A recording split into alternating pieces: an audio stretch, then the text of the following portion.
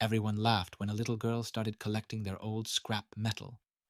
Rusted plow blades, bent fence posts, dead truck batteries, broken bicycle frames. The kind of junk that sits behind a barn for 20 years because nobody has the heart to haul it to the dump and nobody has a reason to keep it either. She went door to door in a farming town most people have never heard of, and she asked for it politely, and the farmers handed it over without a second thought. Because what harm could come from giving away garbage to a child? They didn't know they were about to watch that garbage save a farm. If stories about grit, family, and the kind of wisdom that grows quietly in small places matter to you, stick around and let us know in the comments where you're listening from. It's always something to see how far these stories travel. Her name was Adeline Vance, though nobody in Bishop's Ridge, Missouri ever called her anything but Addie. She was 10 years old the spring this story begins, the second of 4 children, sandwiched between an older brother who thought mostly about football and a younger sister who thought mostly about horses. Her parents, Russell and Fay Vance, ran a cattle and hay operation on a little more than 200 acres along the Current River, land that had belonged to Russell's people since before the Depression. Russell was a broad, quiet man who measured his words the way he measured feed, carefully, and only as much as the situation called for. Fay kept the books, the garden, and the household running with the kind of steady competence that nobody notices until it's gone. And then there was Addie's grandfather, a man named Otis Vance, 83 years old, who had farmed that same ground for 6 decades before arthritis took his hands and gave him a rocking chair on the porch instead. Otis was the one who noticed things about Addie that other people missed. He noticed that she didn't play with toys so much as take them apart. He noticed that she asked why twice as often as other children asked what. And he noticed, that particular spring, that she had started walking the fence lines alone in the early mornings before school, not looking at the cattle, but looking at the pond. The pond sat at the low end of the property, a 6-acre body of water that had watered Vance cattle for 3 generations. It was spring-fed, which had always been its blessing, cool and reliable even in August when creeks around the county ran dry. But that spring, something had changed. The water had taken on a greenish cast that hadn't been there before. A film sat on the surface in the mornings, breaking apart when the wind picked up, reforming again by the next dawn. And worse than the look of it, the fish were dying. Not all at once, but steadily, a few bluegill and bass turning up belly up along the bank every few days. And then, one warm morning in early May, 11 of them at once, scattered along the shallows like something out of a nightmare. Russell had called the county extension office, and a soil and water agent named Delbert Hanks had come out to take samples. His diagnosis, once the lab results came back, was straightforward enough in the way that farm problems often are, simple to explain and expensive to fix. The pond was suffering from oxygen depletion. A wet winter followed by an unusually warm, still spring had allowed algae to bloom across the surface, and the algae, while alive, consumed oxygen at night the same as anything else, pulling the dissolved oxygen in the water down to levels the fish couldn't survive. Worse, the cattle had begun refusing to drink from certain sections of the bank, which meant Russell was now hauling water to a second trough, an extra hour of chores every morning and evening that the farm's tight margins could not comfortably absorb. Delbert's recommendation was an aeration system, one of the commercial units that either float on the surface and churn the water with a paddle wheel, or sit on the bottom and pump air up through diffusers, breaking the water into oxygen-rich bubbles that circulate the whole pond. He had brought a catalog. The units ran anywhere from $600 to well over $2,000, depending on the size of the pond and the horsepower needed, not counting the cost of running electricity down to the water's edge, since the pond sat nearly 400 feet from the nearest outlet in the machine shed. Russell looked at the number for a long moment, the way a man looks at a number he already knows he doesn't have. Cattle prices had been soft that year. Hay had come in lighter than usual, and there was a tractor repair still waiting on a part. He told Delbert he'd think on it. Delbert, to his credit, understood exactly what that meant, and he left a spare pamphlet on the kitchen table before he drove off, the kind of small mercy a good extension agent learns to offer without being asked. Addie read that pamphlet 3 times before bed that night. Then she went and found her grandfather. Otis kept a mind that hadn't slowed down even as his body had. He'd farmed through the drought years of the 50s, through the flood of 73, through every kind of trouble the current river bottomland could produce. And he still subscribed to 2 farm magazines and read every article whether it applied to him or not. When Addie showed up on his porch with the pamphlet and a list of questions, he didn't send her off to play. He pulled a second rocking chair closer and told her to sit. "What makes the bubbles work?" she asked him. "Why does moving the water put air in it?" Otis explained it the way he explained most things, slowly, with his hands doing half the talking. "Water sitting still," he told her, "only has air where it touches the sky, right at the very top skin of it. But water that's moving, water that's churned up or broken into spray, touches the sky 1,000 times more, in 1,000 tiny places. And every one of those places is a chance for the air to soak in. That's all an aerator really does," he said. "It just gives the water more chances to breathe." Addie sat with that for a long while. Then she asked the question that mattered. "Does it have to run on electricity?" Otis smiled at that, the particular smile of an old man who suspects he's about to enjoy himself. He told her that long before anybody ran a power line out to a stock pond, farmers had been moving water with nothing but wind and gravity and a little bit of clever iron. He told her about windmill pumps, the old multi-bladed towers that used to dot nearly every farm in that part of Missouri before rural electrification came through in the 30s and 40s, quietly turning in even a light breeze, driving a rod up and down that worked a pump below. He had one himself once, he said, a rusted skeleton of one still standing at the back corner of his father's old home place, 2 miles down the road, silent for 40 years, but still upright. That was the night Addie decided what she was going to build. She just didn't tell anyone yet. Her brother Tucker, 13 that summer and mostly interested in 2-a-day football practices, thought the whole business of hauling scrap metal around the county was a strange way for his sister to spend a summer. He told her as much more than once, standing in the doorway of the machine shed with his arms crossed, watching her sort bolts into coffee cans. "You know none of that stuff works anymore, right? That's why they threw it out." Addie never argued with him about it. She just kept sorting. Her younger sister, Lila, only 7, took the opposite view entirely, showing up most afternoons to sit cross-legged on the shed floor and hand Addie whatever tool she pointed at, even when she had no idea what it was for. Lila liked to name the piles the way she named her horses, calling one heap of angle iron the Mountain, and a smaller pile of bolts and washers the Treasure. And Addie let her, because it was easier than explaining that there was no name yet for what she was building, only a shape in her head that hadn't quite come together. She started with books, since there was no getting around the fact that she didn't actually know how to build a windmill, let alone one that could aerate a pond. The Bishop's Ridge Public Library had a single shelf of old agricultural texts nobody had checked out in a decade, and the librarian, a patient woman named Marjorie Combs, helped her track down 2 more through an interlibrary loan from a college in Columbia. Addie read about multi-bladed farm windmills, the kind built by companies like Air Motor and Dempster in the early 20th century. Machines designed not for generating electricity, but for simple mechanical work, pumping water, running a grinder, working a churn. She learned about the wheel, the fan-like array of blades that catches the wind and converts it into rotation. She learned about the crank mechanism that takes that spinning motion and turns it into an up-and-down push, the same motion a hand pump makes, just powered by moving air instead of a tired arm. What she needed, she realized, wasn't electricity at all.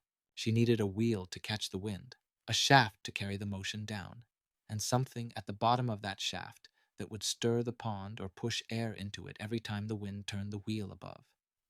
That's when she started collecting scrap metal. She began with what was already lying around the Vance property, old fence panels, a bent disc blade from a retired tillage implement, a dead bicycle her brother had abandoned 2 summers back.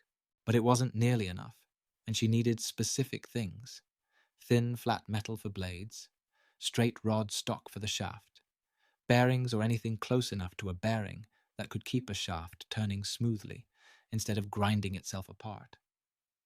So on Saturday mornings, she started riding her bicycle down the gravel roads of Bishop's Ridge, knocking on doors, asking farmers if she could take the scrap sitting behind their barns and sheds. Nobody said no. Why would they? It was scrap metal, headed for the salvage yard eventually anyway. And there was something disarming about a serious, polite 10-year-old girl asking to haul away their junk in a little trailer her father had welded together out of an old utility cart frame. They gave her bent sheet metal roofing, offcuts of angle iron, a coffee can full of assorted bolts, an ancient hand crank grinder nobody remembered the use for anymore. One farmer, a widower named Cecil Truitt, who'd once run a small machine shop before his eyes gave out, handed over an entire crate of bearings and shaft couplings left over from equipment he'd sold off years before, still packed in the original grease paper. He watched her load it into her little trailer and shook his head, laughing the soft, baffled laugh of a man who has genuinely no idea what he's just witnessed. "Good luck with whatever in the world you're building, honey," he told her.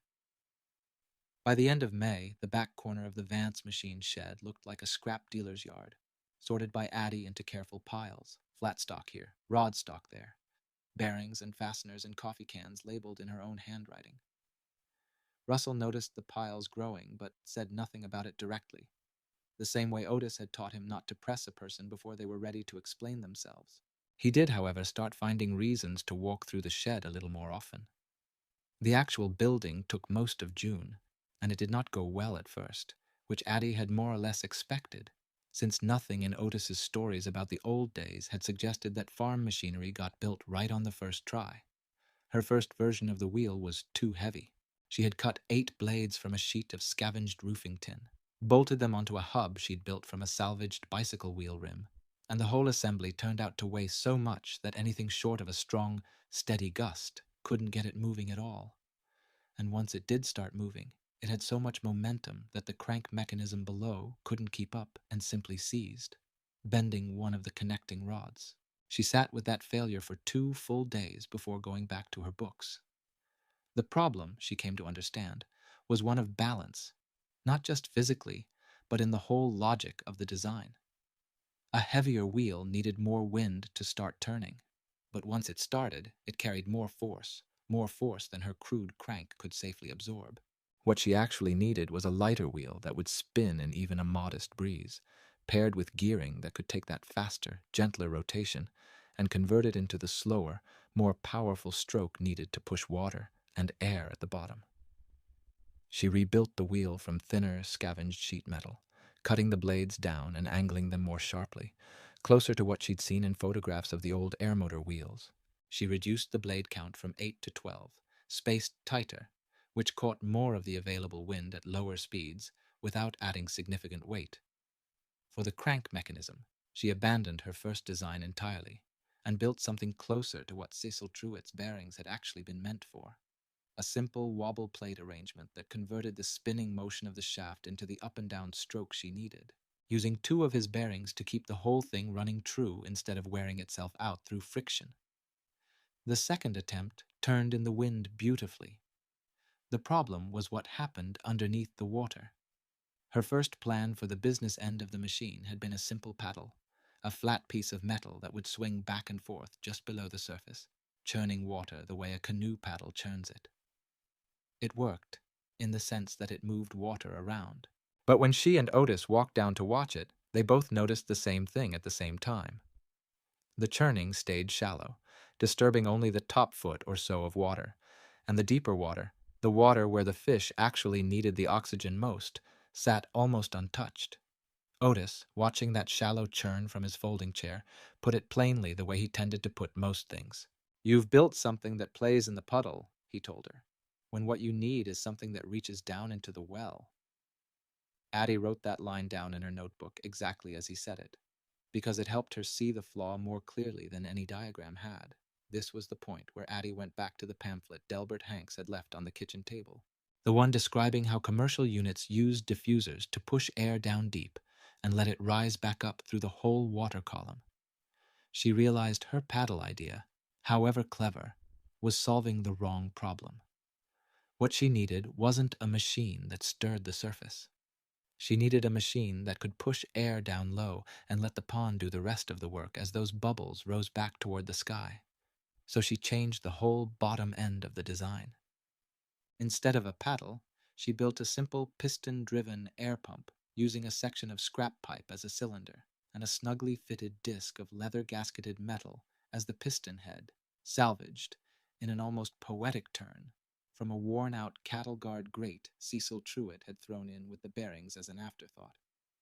Each stroke of the windmill's crank drove that piston down, pushing a small volume of air through a length of old garden hose she'd scavenged, down to a homemade diffuser resting on the bottom of the pond, a section of perforated pipe wrapped in an old window screen to break the air into finer bubbles as it escaped.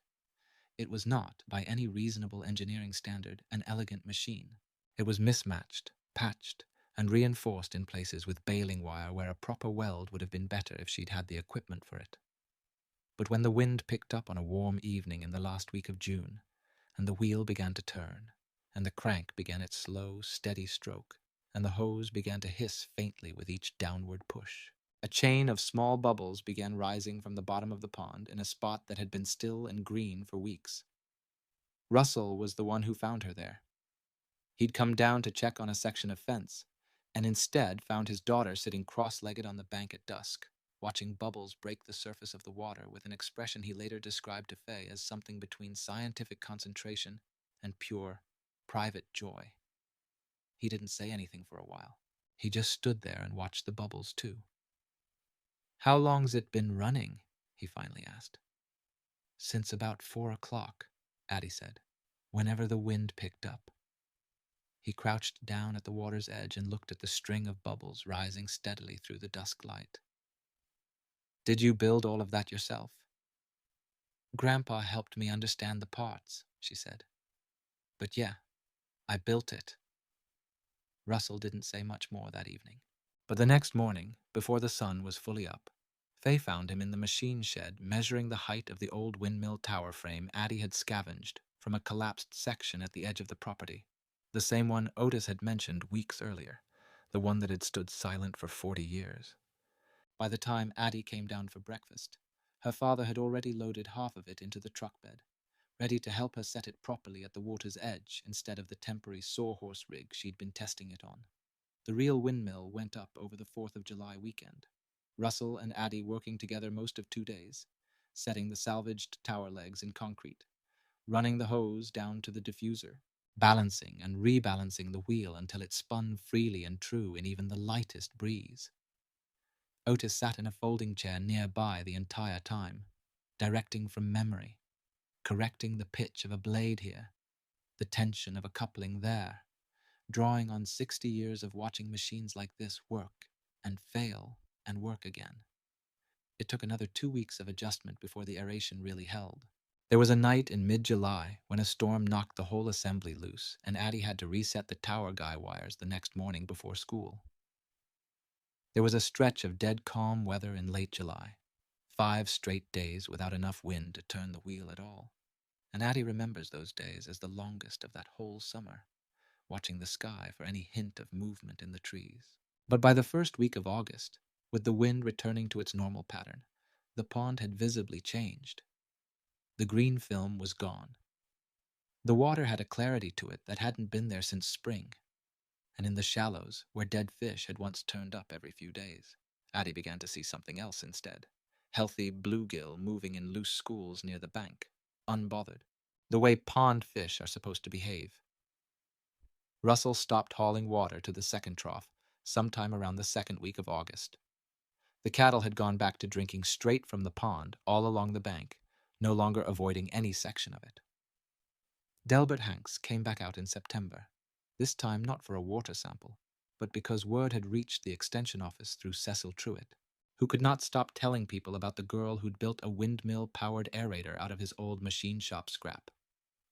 Delbert walked the whole system with Addie, explaining every part of it, the wheel, the crank, the piston, the hose, the diffuser, and he took notes the entire time, the posture of a man revising his own sense of what was possible on a budget of almost nothing.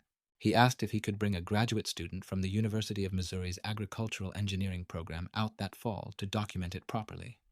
He said, plainly, that in 11 years with the Extension Office, he had never seen a working aeration system built from salvage for what amounted to the cost of a roll of garden hose and a few new bolts.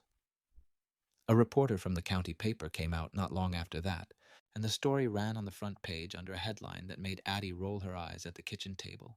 Something about a young inventor solving a big problem with small parts.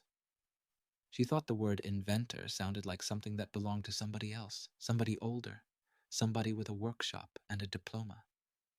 She just thought of it as fixing the pond.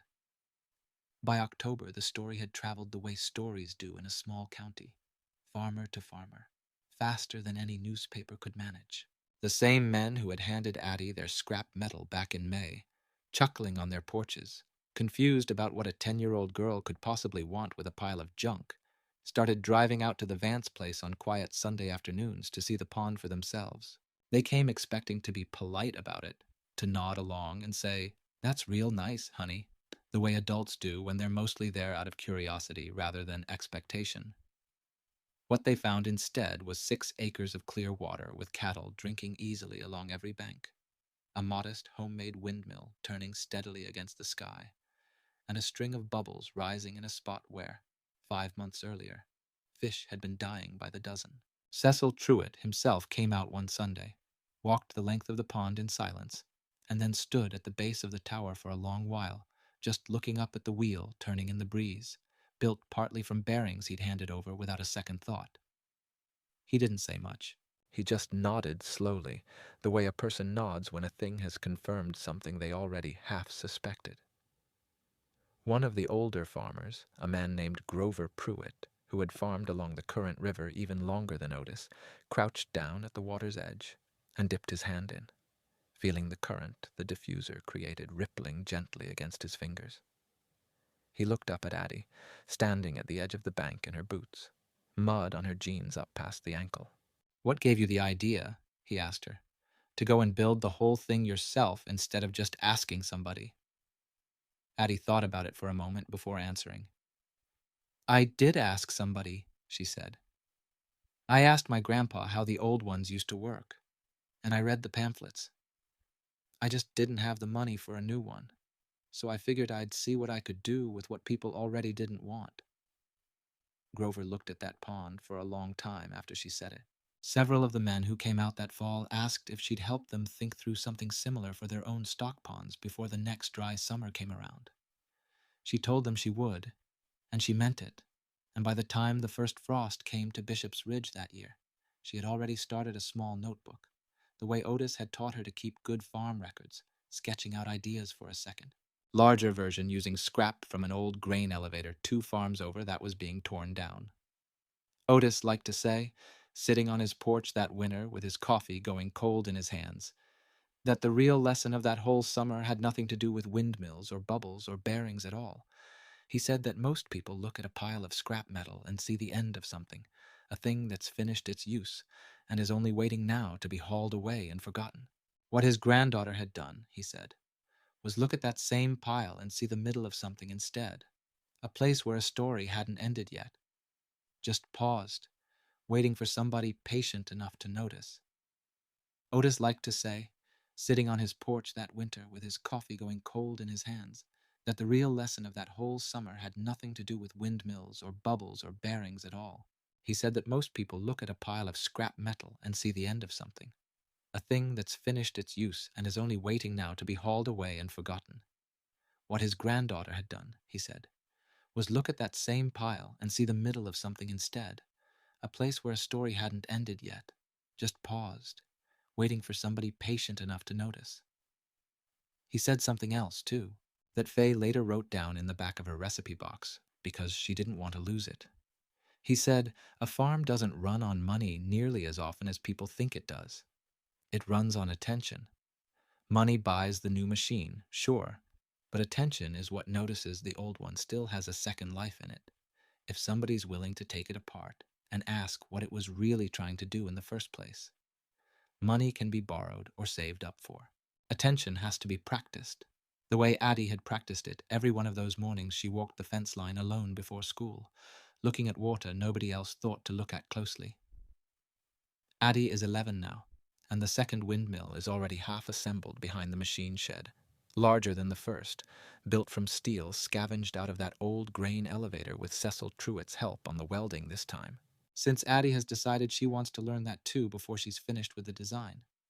Grover Pruitt has already asked if he can put the first working model on his own pond once the new one's up and running at the Vance place. Delbert Hanks stops by every few weeks just to see how it's coming along, less as an extension agent now and more as somebody who simply likes watching a good idea grow. And the scrap metal that used to rust quietly behind barns all across Bishop's Ridge, the kind nobody had a use for, the kind that only made grown men laugh to imagine a child hauling it away, is out there right now, turning slowly against the Missouri sky, breathing life back into water that had nearly given up. What's a piece of old, forgotten equipment that turned out to matter more than anyone expected? Tell us about it in the comments below, and let us know where in the world you're watching from. These stories seem to find their way further than anybody plans on. And if a story like this one is worth passing along, go ahead and share it with somebody who needs a reminder that the smallest, most overlooked things are sometimes exactly what a big problem is waiting for.